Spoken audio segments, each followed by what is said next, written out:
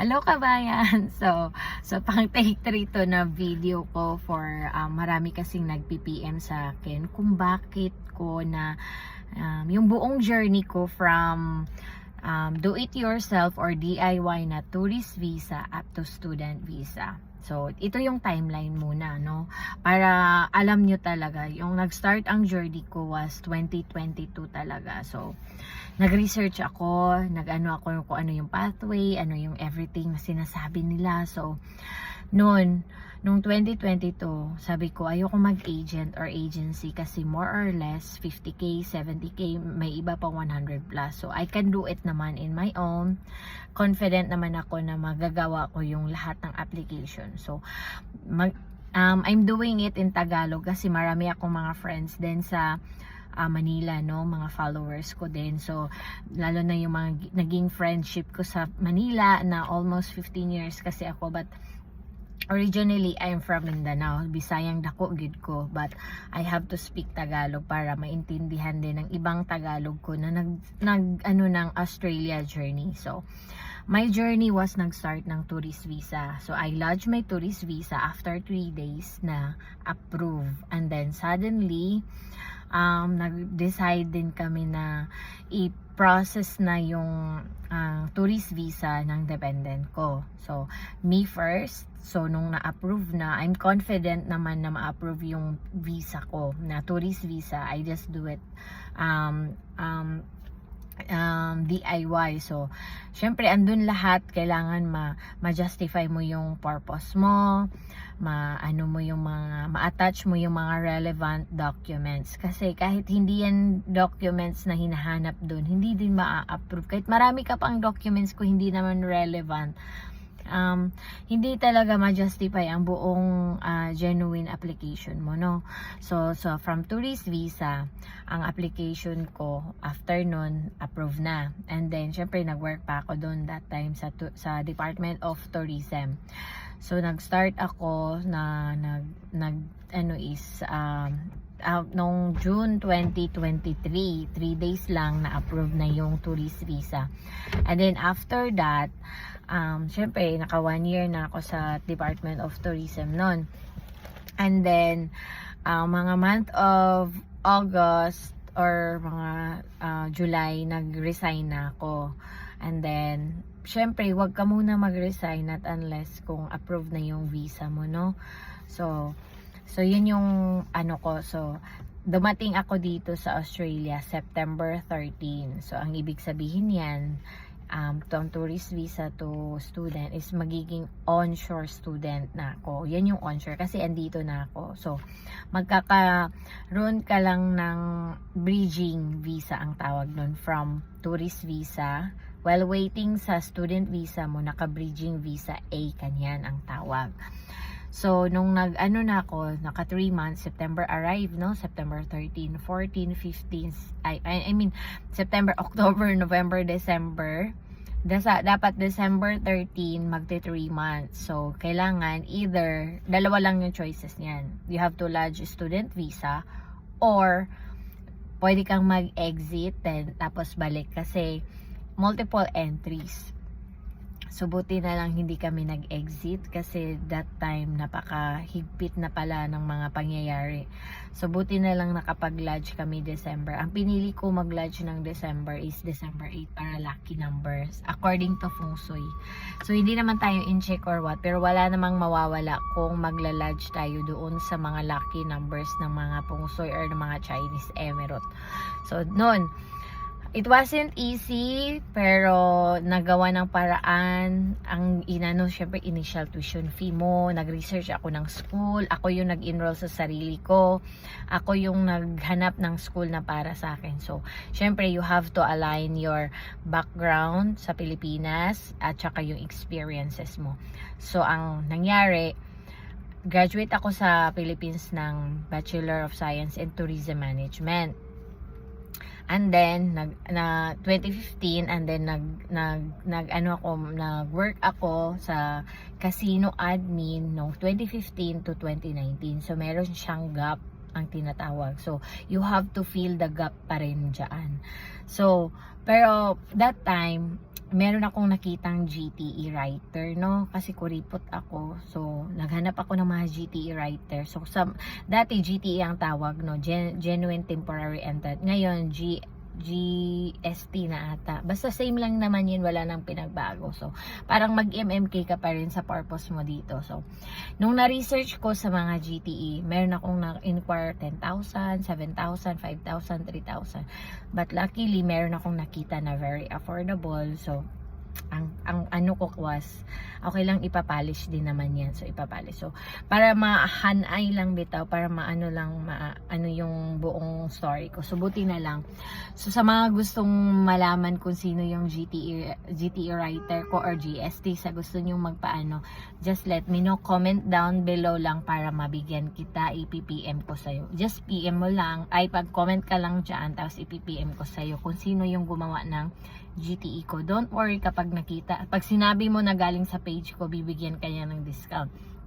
Usually, pag nag-aano siya, 2,000 ang inaano niya na rate. Pero pag sinabi na galing sa akin, bibigyan ka niya ng discount ng 1,000 na lang. So, don't worry. I-share ko yung mga details noon, no? Comment ka lang, tapos ipipm ko sa'yo kung sino yung GTE writer ko. Kasi nagsisingil siya mahal, pero pag nakita mo sa page ko, mura na lang. So, syempre, isa yung GTE, i-consider mo, no? GTE, and then, syempre, nag-initial tuition fee tayo.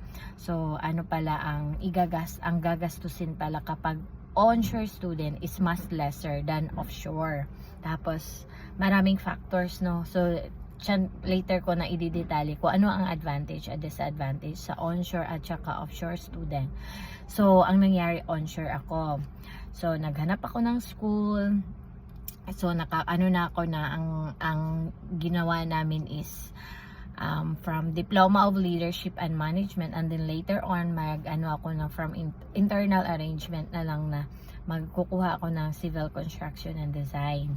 But so, December yun, nag-lodge na ako. December, January, February, March. March ang kinuha ko na intake. So, dapat nga pipiliin ko na intake is either May or June. Pero, dahil onshore ka nga, so wala kang magagawa kung ang school ay magbibigay na ng pang-intake na March. So, March ang kinuha ko. So nag-start na ako ng, February ata yun. Nag-start na ako ng school.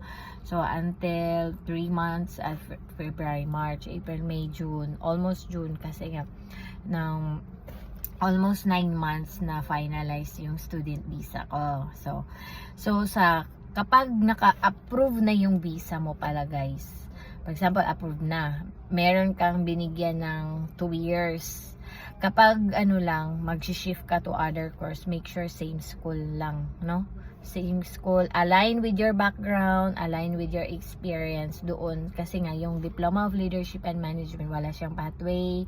Yung pathway, wala yung PR pathway. Walang ganun ba? Wala siyang postgraduate or 489 na tinatawag. So, later on, malalaman nyo rin yan kapag andito ka na. Pero, first thing first ka na lang muna. Yan yung point of view ko bilang isang estudyante na kapag nagsisimula pa lang from scratch. So, kung gusto mo malaman kung ano yung dapat para sa'yo, grab those mga agency na mga nagbibigay ng free assessment na sinasabi nila, bibigyan mo na kita ng free assessment, doon rin malang bayad. Tapos, magsasuggest sa sa'yo kung ano yung background na ano yung course na bagay sa'yo, para sa'yo. So, mostly sa Pilipinas na ko is, ang sinasuggest is bachelor and masteral. So, expensive kasi. So, hindi ako nag-go, but I listen to them. Nag-notes ako kung ano yung mga question na dapat kong itatanong. Tapos, pag sinabi nila na mag-initial payment ka na sa kanila, wag ka munang sabihin mo na lang na wag mo na later na lang pag once decided na, no? I will not close my door, but later on na sabihin mo lang nangangapa ka pa lang ngayon, but I'm considering your agency. Sabihin mo lang ng ganun. Pero yun, marami akong nakausap that time. So anyway, so doon na tayo so nag-initial tuition fee na ako onshore, no?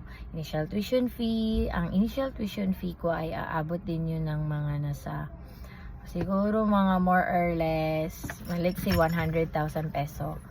Tapos, ang pangalawa is insurance. You have to secure insurance. After mo nagbayad ng initial tuition fee mo, malalaman mo yan, ano ka na agad ng insurance mo, kasi doon magbe-base sa insurance mo. Kung for example ang start mo is June 15, so kailangan 1 week before mag-start ang intake, tapos kung kailan sa COE mo is kailan mag-e-end, kung mag-e-end siya ng October 1, kailangan mag-add ka ng 2 months, kasi hindi na yan mauulit ni visa officer kapag in-approve niya sa'yo October. So kailangan mag-allotted ka ng 2 months para pang visa mo medyo matagalan, ma-extensionan ng 2 months, kasi 2 months lang din ang allotted. Ang sa akin was October 4 yung COE ko. Ang dinagdag lang nila is December 4 ang extension, but ang nibook ko ng insurance was December 20, kasi 20 yung birthday ko. Malay mo, pagbigyan pa rin nila ako kasi birthday ko yon. Pero hindi nangyari kasi, pero at least approve ako, no? So at least i-share ko kung bakit naging strong yung buong application ko. Don't worry guys, sa una, kung nangangapa ka pa lang ngayon, kung pumunta ka sa CRICOS website ng Australia, doon mo mako-compare sa ang state ka, anong school, anong courses, i-email mo sila na, hi, ay sabihin mo, I'm an offshore tawag kapag nasa Philippines, I'm an offshore student, eyeing to enroll in your school, and looking for this blah blah blah.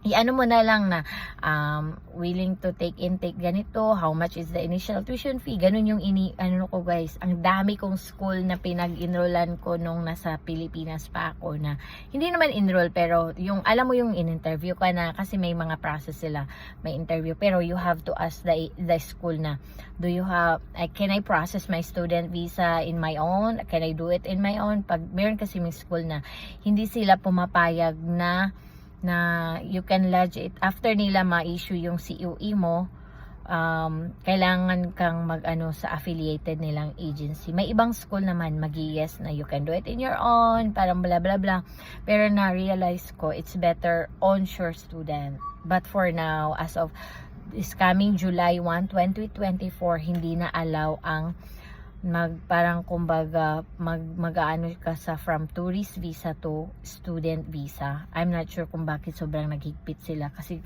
siguro isa siyan sa loophole, no? Kasi nga ang purpose mo dito is magtuturist, and then later on mag-student visa pala. So hindi natin alam bakit naging isang factor yan sa paghihigpit nila. But don't worry, I will share kung paano naging strong yung application ko. Basta, for now, yan muna ang iaano ko na mga details. Go to CRICOS website Australia, explore that one. Alamin mo kung saang state ka, saan ka kampante, saan ka komportable. Ako kasi dito sa Queensland kami, kasi yun yung the best for us. So, tapos alamin mo din, kasi may ibang sa GTE, sasabihin mo kasi yan na bakit mo yan napili na education provider, bakit mo ang sa dyan ka na state na gusto. So, ang na-defend ko, kasi gusto ko yung Queensland, kasi 2 hours lang yung pagitan ng Pilipinas, makapag-video call ako or anytime sa mga family ko, and then hindi masyadong malamig. Unlike to other states, nag-i-snow talaga, dito talaga wala, winter lang. Pero which is, kahit winter, first time ko mag-winter this June, pero sobrang lamig na ako. Yung iba naka-t-shirt, naka-short. Ako parang insulto, naka-patong-patong na, kasi lamigin nga ako. Kaya nga ako umabot ng 30 plus nag-decide, kasi ko ambisyosa lang ako guys. Hindi ako aabot ng ganitong na pupunta dito, kasi nga aircon pa lang sa Pilipinas, sobrang lamig na ako. Pero because of Australia dreams, I decided na magpupush ng ganito. So comment down below guys for more details ha. Sana hindi kayo magsawa and enjoy watching Chia TV series and mabuhay!